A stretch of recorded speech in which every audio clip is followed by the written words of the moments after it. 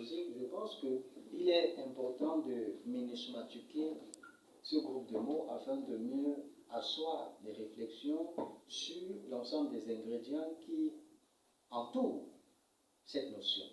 Alors, dans le thème réseau informatique, nous avons deux mots que l'on peut séparer. D'un côté réseau et de l'autre côté informatique. C'est quoi un réseau? Et c'est quoi l'informatique? Un réseau, en lui-même, c'est l'ensemble de plusieurs entités interconnectées entre elles, ayant des buts et des objectifs communs. L'informatique ici, c'est une science humaine qui permet d'étudier le traitement automatique et rationnel des informations à partir d'un outil que l'on a appelé aujourd'hui ordinateur.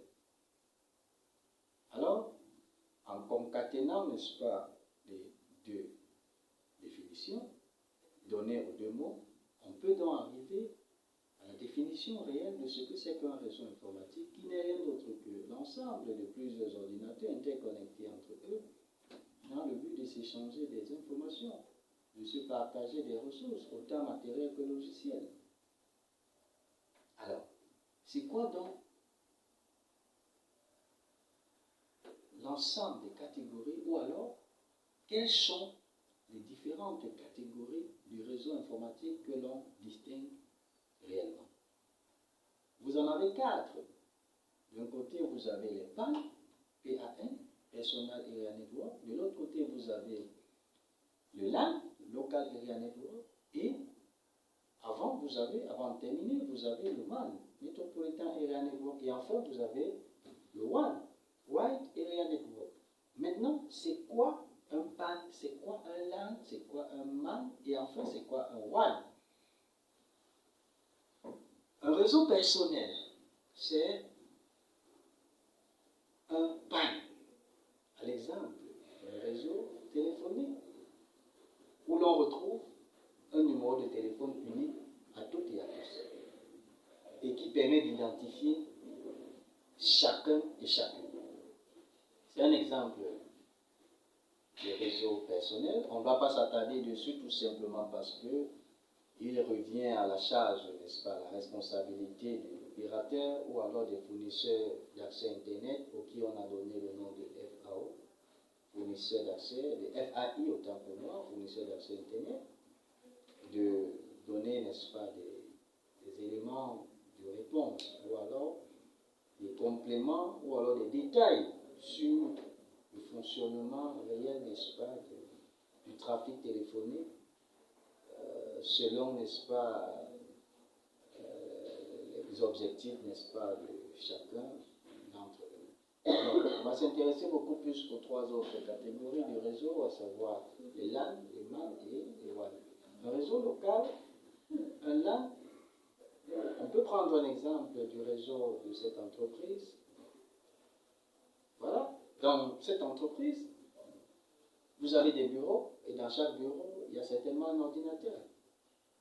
Alors, les informations qui circulent dans l'entreprise, les logiciels qui sont utilisés dans l'entreprise, et également l'ensemble du matériel présent dans l'entreprise, tous et toutes sont interconnectés. Pourquoi l'interconnexion? Dans le but de partager des ressources autant matérielles que logicielles, dans le but de communiquer entre eux, pour ces ordinateurs, dans le but de communiquer entre elles pour ces imprimantes, et également dans le but de se partager des fichiers et tout ce qui, n'est-ce pas, entoure les différents services de l'entreprise. Le réseau d'une pharmacie, c'est un réseau local. Le réseau d'un hôtel, c'est un réseau local. Le réseau d'une maison privée, c'est un réseau local. Ainsi de suite. Alors, c'est quoi un MAN? Metropolitan Area Network. Si l'on veut s'intéresser au mot métropolitain, on voit dans la présence des villes. Une ville, la métropole.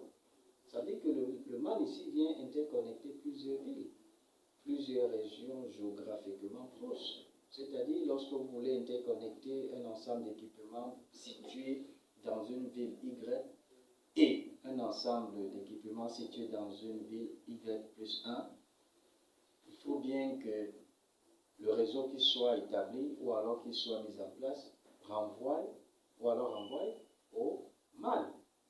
C'est ça le MAN. Et maintenant, c'est quoi donc le WAN, qui est, n'est-ce pas, le super réseau, qui est le meilleur des meilleurs? On l'appelle encore le réseau des réseaux. Le nom technique ou alors le pseudonyme, n'est-ce pas, le pseudonyme du réseau Internet aujourd'hui n'est rien d'autre que le réseau des réseaux. C'est-à-dire, tous les réseaux dont on vient de citer là, tout cela se retrouve dans le WAN, c'est-à-dire dans la dernière catégorie des réseaux qui est le grand, qui est le supérieur, le WAN, Wide Area Network, qui communique à travers le 3W, World Wide Web, toit d'araignée mondiale.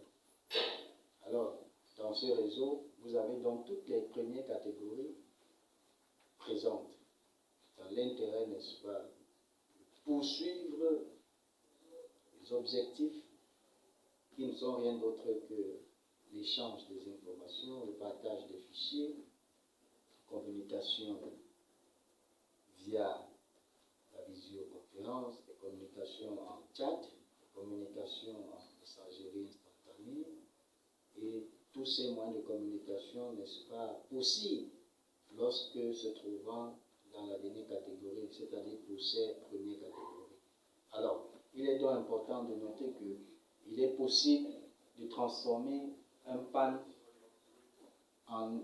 d'introduire un PAN dans un LAN, d'introduire un LAN dans un MAN, d'introduire un MAN dans un WAN. Et lorsqu'on a introduit un PAN dans un LAN, si à l'instant T, on introduit le LAN dans le MAN, il faut noter que le PAN il est présent dans le MAN, car déjà présent dans le LAN avant son introduction dans le MAN. Et également, lorsqu'on veut introduire un LAN dans un MAN, il faut noter en même temps que, en prenant le MAN pour le mettre dans le WAN, il faut savoir que le LAN, il se retrouve également dans le WAN, tout simplement parce qu'avant l'entrée du MAN dans le LAN, dans le WAN, le LAN était déjà. Raison pour laquelle on parle du réseau des réseaux. Ce nom attribué, n'est-ce pas, au WAN, car c'est lui finalement qui permet de tout réaliser aujourd'hui en termes, n'est-ce pas, de communication établie entre l'ensemble des entités interconnectées situées, quel que soit le pays au monde, situées dans n'importe quel point dans le monde entier. Lorsque tous ces réseaux se retrouvent dans la dernière catégorie, c'est-à-dire le WAN, à ce moment, il faut donc faire très attention, car il ne suffit pas de venir siéger dans un salon appartenant au WAN sans jamais penser à sa propre sécurité. D'où l'urgence réelle aujourd'hui, n'est-ce pas, des VPN. Ces VPN qui permettent aujourd'hui, n'est-ce pas, d'accéder au WAN, ou alors qui permettent à l'ensemble des réseaux locaux d'entreprises d'accéder au WAN, d'accéder à Internet, tout en traversant une certaine porte placée par elles-mêmes, c'est-à-dire ces entreprises qui ne sont rien d'autre que ces adresses, n'est-ce pas, ou alors ces identifiants de réseaux VPN, de réseaux privés virtuels, qui, n'est-ce pas, jouent le rôle de passerelle entre Internet et le réseau local en lui-même. Donc, il faut donc éviter de venir sur Internet avec en même temps ses pieds et sa tête en même temps. Donc, il faut entrer de façon progressive, soit avec la tête, et puis le pied reste derrière pour surveiller la tête, ou alors par le pied, et la tête reste derrière pour surveiller les pieds. Donc, voilà en gros ce que l'on peut retenir vis-à-vis dans les catégories des réseaux informatiques, y compris, n'est-ce pas, l'ensemble